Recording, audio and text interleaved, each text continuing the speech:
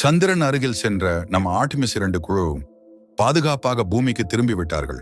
விண்வெளியில் ஆயிரக்கணக்கான கிலோமீட்டர் பயணம் செய்து ஓரையன் கேப்சூல் பூமியின் அட்மாஸ்பியருக்குள் நுழைந்த அந்த தருணம், அந்த சில நிமிடங்கள் மிகவும் ஆபத்தானது. ரீஎன்ட்ரி நேரத்தில் கேப்சியூல் மீது சுமார் 2700 டிகிரி செல்சியஸ் வரை வெப்பம் உருவாகிறது. ஹீட் ஷீல்ட் தான் அஸ்ட்ரோநாட்ஸை பாதுகாப்பாக காப்பாற்றியது.